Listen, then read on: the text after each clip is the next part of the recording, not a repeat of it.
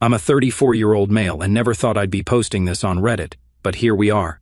I'm using a throwaway account because some family members use Reddit, and honestly, after what I'm about to share, I'd rather keep this as far from my main account as possible. Also, English isn't my first language, so sorry for any mistakes. Though after 30 years in this country, I like to think I've gotten pretty decent at it. Before I dive into the absolute mess that my life has become, let me paint you a picture of how we got here. My parents immigrated to the United States when I was 4, part of that classic American dream chase that so many of us are familiar with. Dad was an engineer back home, but you know how that story goes. He ended up working 2 jobs here because his degree wasn't recognized. Mom was a teacher who became a housekeeper because, well, it was the same story. They worked tirelessly to give us a shot at something better. Then, Dad passed when I was 12, a sudden heart attack, just gone. It left Mom alone to raise me and my sister Rachel, a 31-year-old female in a country that still felt half foreign to her. I remember the night it happened like it was yesterday. Mom was sitting at our tiny kitchen table, bills spread out everywhere, crying when she thought we were asleep. That image did something to me. It lit a fire under me that never really went out. So I studied, really studied. The kind of studying where your teachers call your mom because they're worried you're not getting enough sleep. The kind where you skip parties, prom, and pretty much everything else because you've got this voice in your head saying failure isn't an option. I ended up graduating valedictorian, which sounds impressive until you realize our class only had 84 students. But hey, it was enough to land me a full ride to study computer science at a pretty decent state school. College was different. For the first time, I was around people who actually got excited about the same nerdy things I did. I started doing hackathons and security competitions, that kind of thing. I found out I had a knack for finding holes in systems, legally, of course. By my junior year, I was already doing freelance security audits for local businesses. It wasn't much money, but it was enough to send some home to Mom every month. After graduation, I got offers from some big tech companies. Good offers, the kind that make your immigrant mom cry happy tears when you tell her. But something didn't feel right. I kept seeing these small and medium businesses getting absolutely wrecked by ransomware, phishing scams, and data breaches, all stuff that could have been prevented with basic security measures. The big companies had entire teams dedicated to this stuff, but the little guys, they were just sitting ducks. That's when I decided to start my own cybersecurity consulting firm. Was it terrifying? Absolutely. Did I have any idea how to run a business? Nope. Did I spend the first 6 months living on ramen and energy drinks, working 20-hour days? You bet. But by 26, it was actually working. Really working. We specialized in helping smaller businesses get their security up to par without breaking the bank. I found a niche market in medical practices, those small doctors' offices that needed to be HIPAA compliant but couldn't afford the big consulting firms. Now, at 34, the firm pulls in anywhere from $400,000 to $600,000 annually depending on contracts. I'm not trying to brag, trust me, that becomes relevant later in this story. I just want you to understand that I worked tirelessly to get here. Every penny was earned through late nights, missed weekends, and the kind of stress that makes your eye twitch. Enter my sister's husband, Mike, a 36-year-old male. God, even typing his name makes my blood pressure spike. You know those guys who always have $1 million idea?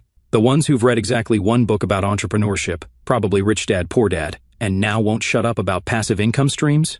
That's Mike, the classic entrepreneur type who never met a get-rich-quick scheme he didn't love. He was always talking about crypto, NFTs, real estate flipping. Basically anything that promises maximum returns with minimum effort. The real tragedy? My sister, Rachel. She's brilliant, like actually brilliant. She has a PhD in biology and was doing groundbreaking research in gene therapy. She had multiple papers published before she was 30, but she gave it all up to support his dreams. Yeah, she traded in her lab coat for a position as Mike's personal cheerleader and enabler. Looking back now, I should have seen the red flags. The way he'd corner me at family gatherings to pitch his latest scheme, how he, D, always managed to steer conversations toward how much money my business was making, the not-so-subtle hints about how families should support families' dreams. But you know how it is. You don't want to be the one causing drama, especially when your mom's already been through so much. Plus, I was busy building a business, trying to have some semblance of a personal life, and dealing with the unique joys of being the successful child in an immigrant family. You know what I mean. The constant pressure to help everyone, be there for everyone, solve everyone's problems because you're the one who made it. Looking back now, it's almost impressive how methodically Mike worked his way into my finances.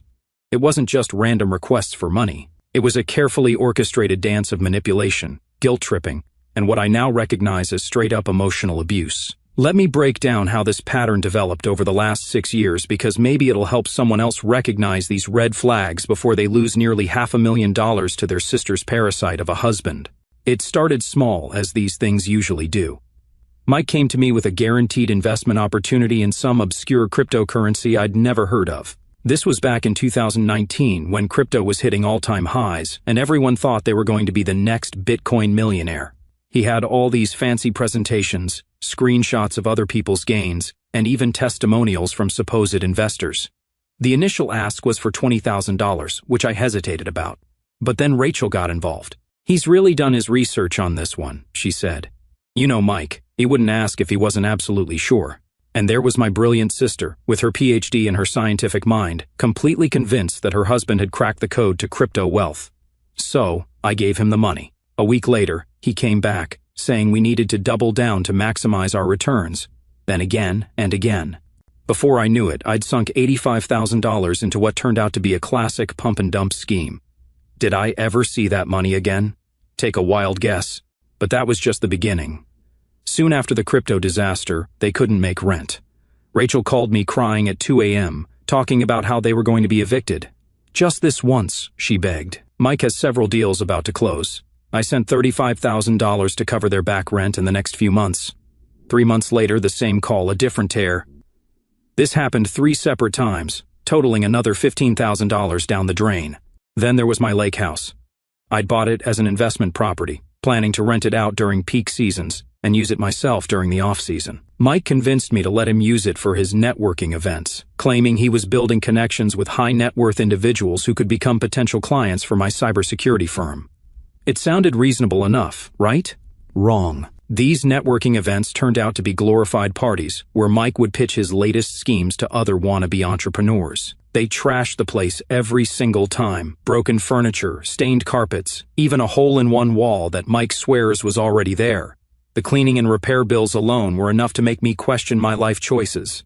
But the credit card situation, that's when things went from bad to worse. Mike came to me with this brilliant idea about starting a business consultancy.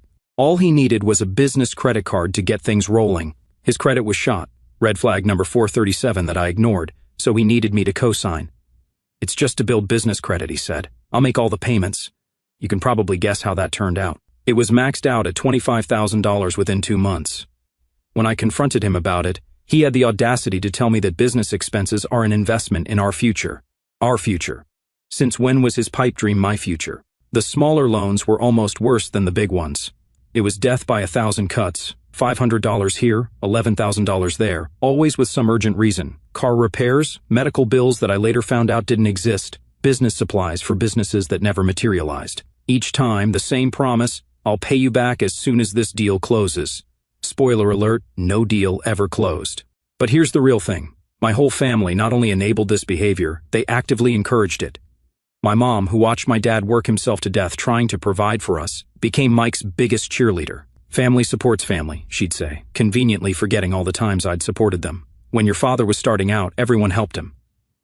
"Yeah, Mom, Dad was working 2 legitimate jobs, not running investment scams." Rachel was even worse. "You're single with no kids. What else would you spend it on?" she'd say, as if being childless meant I had some obligation to bankroll her husband's delusions. The fact that I was saving for my own future, trying to build something sustainable, meant nothing in their eyes. I was just being selfish with our family's resources. The extended family piled on too. My aunts and uncles, who never bothered to help when Mom was struggling to raise us alone, suddenly had lots of opinions about how I should be spending my money. "When are you going to help your sister achieve her dreams?" they'd ask at every family gathering. Funny how Rachel's dreams used to be about curing diseases, and now they're about supporting Mike's latest scheme. I tried setting boundaries, tried explaining that I needed to think about my own future, but every attempt was met with the same guilt trips. Blood is thicker than water. Family always comes first. Your father would be so disappointed in you. They weaponized Dad's memory, using it to manipulate me into keeping the money flowing. You know how they say the straw that breaks the camel's back is never really about that final straw? It's about all the weight that came before it. Well, my camel's back didn't just break, it shattered into a million pieces. And the trigger? My 2024 Porsche 911. Let me set the scene. After years of pouring money into Mike's schemes, supporting my family, and generally being everyone's financial safety net, I finally decided to do something for myself. The car wasn't even that impulsive of a purchase. I'd been saving for it specifically, ran the numbers a dozen times, and made sure it wouldn't impact my ability to maintain my business or help Mom with her actual needs. I remember the day I bought it. The first time in my life I walked into a dealership and didn't feel like an imposter, didn't have my dad's voice in my head telling me to be careful with money, didn't calculate how many family emergencies I could handle if I spent this much. I just bought something because I wanted it and had earned it.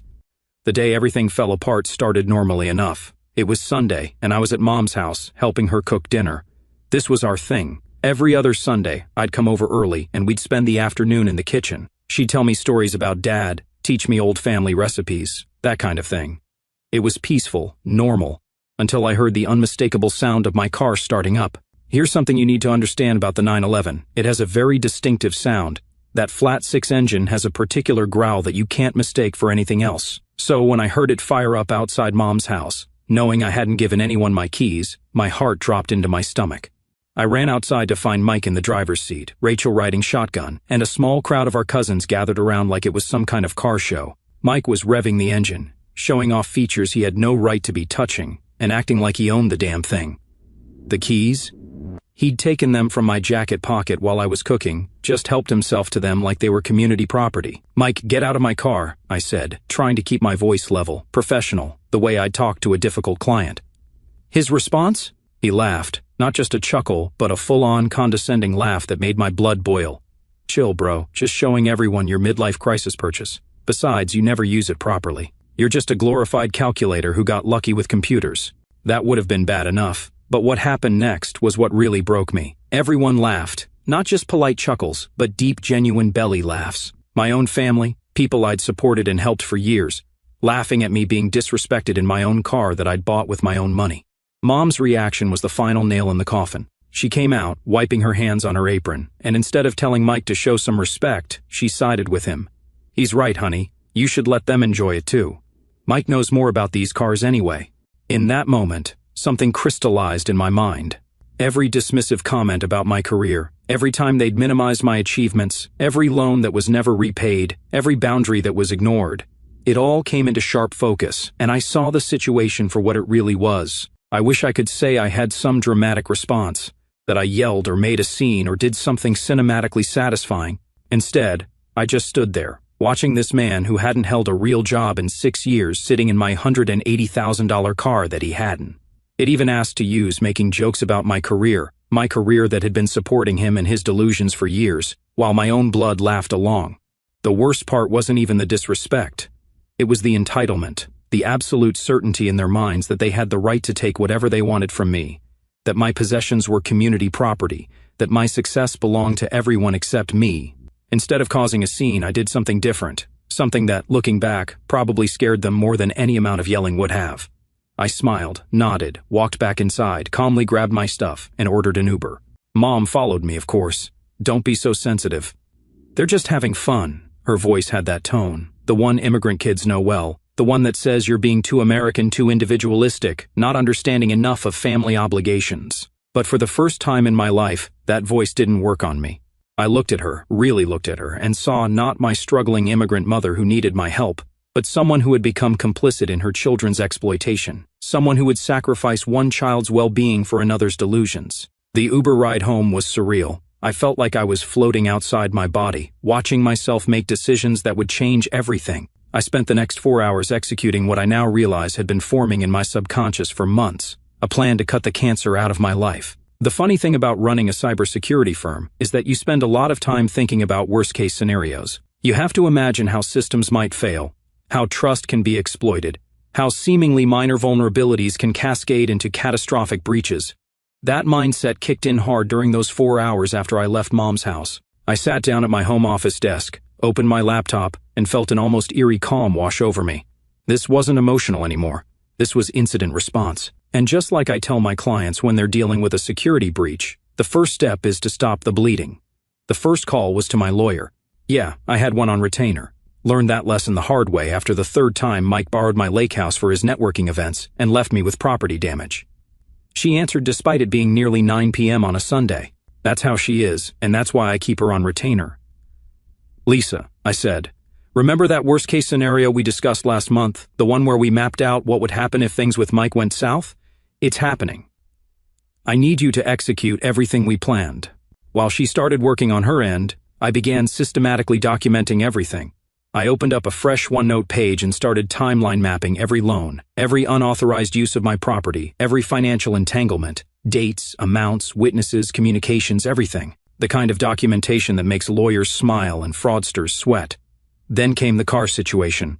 I called the police non-emergency line and reported my vehicle as being used without authorization. I gave them the exact location from the car's GPS tracker. Bet Mike didn't know about that feature. The dispatcher asked if I wanted to press charges. I hesitated for a split second, remembering Mom's voice saying, "Family supports family." Then I thought about Mike's laugh while sitting in my car, and I said yes, financial containment. I pulled up my banking apps and started going through them one by one. Every account Mike had ever had access to, every card I'd co-signed, every financial connection. I began severing them all. It was like performing digital amputation, cutting away infected limbs to save the body.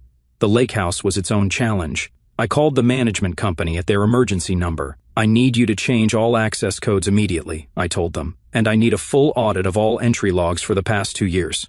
The manager started to say something about their normal business hours, but I cut him off with a mention of my annual maintenance fees. It's amazing how responsive people become when you remind them how much you pay them. I called my bank's fraud department, explained the situation, and started the process of contesting charges.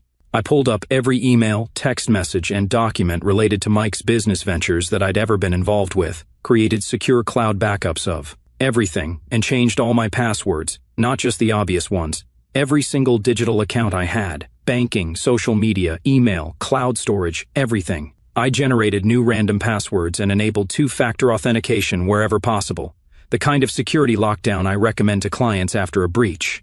The whole time I was doing this, my phone was blowing up. The calls started rolling in about an hour after I left Mom's house. First from Rachel, then Mom, then Mike, then various other family members. I watched the notifications pile up but didn't answer a single one. Each missed call just reinforced that I was doing the right thing. Around midnight, the text messages started getting interesting. Mike was apparently stranded 40 miles from home because the police had shown up asking questions about the car. That's when the tone changed from entitled demands to desperate pleading. Rachel's messages were a masterclass in emotional manipulation. "How could you do this to your own sister? We're family. I can't believe you're being so selfish." Each message just made me more certain I was doing the right thing. Mom's voicemails were the hardest to ignore, her voice cracking as she talked about how I was breaking her heart, how she didn't raise me to be like this, how your father would be so disappointed. But here's the thing, I finally realized that she had it backwards. Dad would have been disappointed, but not in me. He would have been disappointed in how she let one child exploit another in the name of family. By 1 a.m., I'd received 73 missed calls. The family group chat had exploded with messages about how I was destroying the family with my selfishness and materialism. Aunts and uncles I hadn't heard from in months were suddenly very concerned about family unity. Cousins were posting vague social media updates about toxic people in true colors. Rachel posted a huge Facebook rant about how I was destroying the family with my selfishness. It was full of half-truths and outright lies, carefully crafted to make me look like the villain.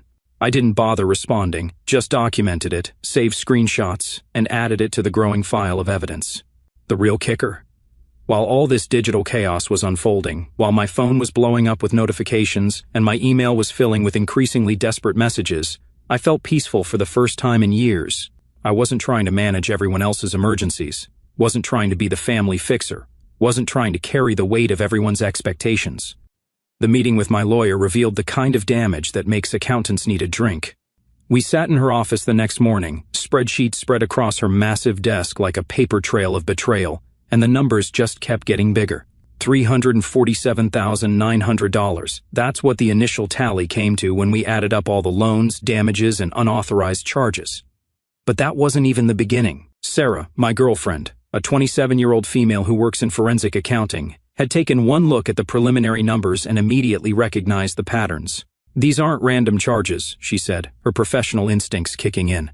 "This looks systematic, like someone who knows exactly what they're doing." She offered to dig deeper, and what she found made me physically ill. The credit cards were just the tip of the iceberg. Mike had opened 5 different ones in my name, each with limits that maxed out at exactly 90% utilization, just below the threshold that would trigger automatic fraud alerts. He'd been paying the minimum payments from one card to keep the others current, a financial shell game that would have eventually imploded even if I hadn't caught on. The lake house situation was even worse than I'd imagined. Remember those networking events he'd been hosting? Turns out Mike had been subletting my property on Airbnb for the past 2 years. He'd created a fake profile using my business email, which he had access to because he'd helped with my taxes, and had been pocketing the rental income. The management company's audit revealed over $60,000 in unreported income from these unauthorized rentals. The property damage from these rentals? That explains why he always insisted on handling the repairs himself. He was hiding the paper trail. But the real kicker came when we started digging into how he'd been using my business reputation. Mike had been listing my company as a reference for various loans and business ventures. He'd created fake letterhead with my company logo, and had been writing himself glowing recommendation letters. We found at least 7 different loan applications where he'd forged my signature as a guarantor. The total potential liability? Over $500,000. While we were discovering all this, Mike showed up at my house. My security cameras caught him trying every door, looking through windows, even checking under the doormat for a spare key, which had mysteriously disappeared months ago. Guess who had it the whole time? He was sending me text messages that ranged from aggressive to manipulative. Stop being a little expletive. Rachel is crying because of you. Mom might need heart medicat ion because of this stress. Just give me access to the car. I have investors to meet. Each message was more desperate than the last, but the real punch to the gut came from Rachel. She sent me this long message about how I was destroying their lives. How could you do this to us? We're about to close on our dream house. The bank needs your income verification as a guarantor. Please don't ruin this. That's when everything clicked. The dream house they'd been talking about for months, the one they were supposedly buying with Mike's investment returns, they were counting on using my income to qualify for the mortgage. They had already submitted loan applications with my forged signature as a guarantor. The down payment they'd bragged about saving? That was money from the unauthorized Airbnb rentals of my lake house. Sarah found evidence that Mike had been creating elaborate fake documents to show Rachel, making her believe their investment portfolio was thriving. Bank statements, trading accounts, even fake emails from supposed business partners, all meticulously forged to maintain the illusion that his schemes were successful. She'd given up her research career, her independence, everything based on lies. The deeper we dug, the worse it got. Mike had been running a complex web of financial fraud, using my identity and resources as collateral. He'd created a house of cards so intricate that it would have taken years to fully unravel if we hadn't caught it when we did. The scary part? He was good at it, really good. The kind of good that makes you realize this probably wasn't his first time doing something like this. My lawyer sat back in her chair after reviewing everything and just shook her head. In 15 years of practice, she said, I've never seen someone this methodically exploit family connections for financial gain. This isn't opportunistic fraud. This is calculated, long-term financial predation. The most painful part wasn't even the money. It was realizing how long this had been going on, how many people had to have known or at least suspected something was wrong, and how no one had said anything. My own sister, who I'd grown up with, who I'd protected and supported, had watched this happen. Maybe she didn't know the full extent, but she had to have known something wasn't right. They say the truth sets you free, but nobody tells you how much that freedom hurts. The weeks following my lawyer's formal demand letters were like watching a bomb detonate in slow motion, each revelation creating new waves of destruction in my family. My mom showed up at my office unannounced one afternoon. Security called up to ask if they should let her through. I almost said no, but something in me needed this confrontation. She walked into my office, looking smaller than I'd ever seen her, clutching her purse like a shield. Just talk to him, she begged, her voice barely above a whisper. He says he can explain everything. The desperation in her eyes was painful to see. This was the woman who had raised me, who had taught me about integrity and hard work, now sitting in my office asking me to sweep years of fraud under the rug. I pulled out the stack of credit card statements, spreading them across my desk. I showed her the forged signatures, the unauthorized charges, the bounced checks. I pointed out the dates, the patterns, the deliberate nature of it all. She sat there for what felt like hours, just staring at the papers, occasionally reaching out to touch a signature as if trying to make it real. But he's family now, she whispered. And in those 4 words, I heard the weight of every cultural expectation, every immigrant parent's fear of broken families, every sacrifice she'd made to keep us together. That's when I realized they weren't just enabling Mike, they were so deeply invested in the illusion of family harmony that they couldn't face reality anymore. The text messages got increasingly desperate as the legal machinery ground forward. "Mike, come on, man, we can work this out. I just need a little time to get things sorted. Don't do this to your sister. Mom, your father would be so disappointed in you after everything we've done for you." Each message was like a knife twisting deeper into old wounds. The mention of my father hit particularly hard. Would he really be disappointed in me for protecting myself? Or would he be disappointed in how his family had become vultures feeding off each other in the name of loyalty? As the weeks dragged on, I found myself grieving, not just for the money lost, but for the family I thought I had, the sister, who used to be my best friend, the mother who taught me about integrity, the extended family who I thought had our best interests at heart. It was like watching a photograph fade in reverse, the clear image of my family dissolving into something unrecognizable. Yesterday marked a turning point I never saw coming. Sarah was helping me organize my tax documents for the upcoming IRS audit, another lovely consequence of Mike's fraud. When she noticed something that made her forensic accounting instincts tingle, she held up a statement I'd never seen before, her face showing the kind of concern that makes my stomach drop. "Babe," she said, her voice careful and measured, "why do you have a credit card statement from Capital One? I thought you only used Chase and Amex." The question hung in the air like smoke before a fire alarm. "I don't have a Capital One card," I said. "I've never had a Capital One card." And yet there it was, a statement addressed to me showing charges I'd never made. That discovery sent us down a rabbit hole that made everything we'd uncovered before look like a warm-up act. We spent the next 4 hours pulling my credit reports from all 3 bureaus. The damage we found made me physically sick. Mike hadn't just opened a few unauthorized cards. He'd created an entire shadow financial life in my name. 6 credit cards I never knew about, store cards at Nordstrom, Best Buy, even Home Depot. All maxed out, all. Opened in the last 8 months, right after I'd helped them with rent for the 3rd time, all using my social security number that Mike had from helping with my taxes last year. The total unauthorized debt, $127,000. But it wasn't just the amount that horrified me, it was the calculated nature of it all. The charges were carefully spread out to avoid triggering fraud alerts. The payment minimums were being met through a complex web of balance transfers. Mike had even set up paperless billing to different email addresses he'd created using variations of my name, ensuring I'd never see physical statements. I called my lawyer at 10 p.m. Lisa answered on the first ring. Yeah, that's how bad things had gotten. My lawyer now answers my late-night calls without hesitation. By midnight, we'd filed police reports for identity theft. By 2 a.m., I'd frozen my credit at all 3 bureaus. The machinery of justice was finally moving at full speed. This morning, Rachel showed up at my door. Not calling first, not texting, just pounding on my door at 7 a.m., like she was trying to wake the dead. "How could you call the police on your own family?" she screamed. "They arrested Mike at work. Do you know how embarrassing that was?" I just stared at her, this woman who used to be my little sister, who I'd protected and supported her entire life. "Did you know?" I asked. The question wasn't loud, but it filled the space between us like a physical barrier. She looked away, and that was all the answer I needed. Maybe she hadn't known the full extent, maybe she hadn't known about the identity theft, but she'd known something was wrong. She'd chosen to ignore it, to enable it, to become complicit in my exploitation. Mom called next, not to check if I was okay after discovering my identity had been stolen, not to express horror at what Mike had done.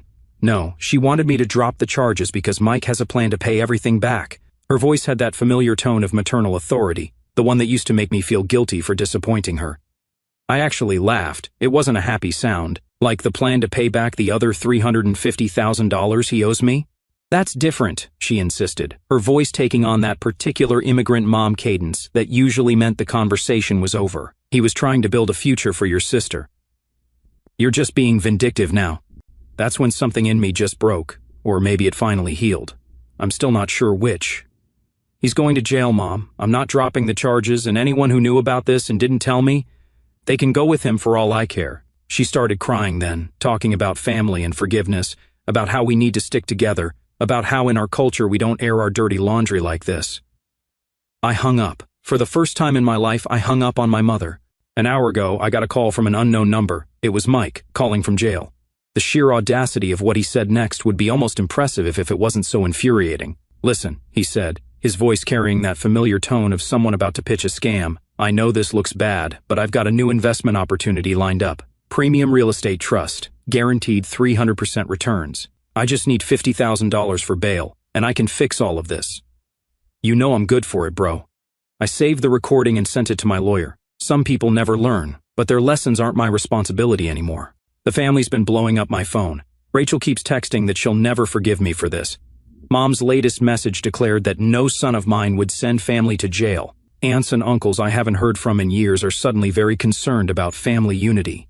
You always thought you were better than us, they say. But you know what? For the first time in my life, their words mean nothing.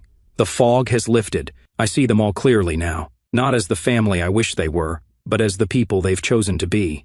Sarah's helping me pack up the house as I type this. We close on a new place next month. Different state, fresh start. The lake house is sold, all accounts are closed, and my credit is locked down tighter than Fort Knox. My lawyer estimates Mike's looking at 7 to 10 years for identity theft and fraud. Rachel's finally served him divorce papers. Mom's house is in foreclosure because apparently Mike had convinced her to take out a second mortgage using forged documents in my name. And me? I'm finally free. They wanted an ATM?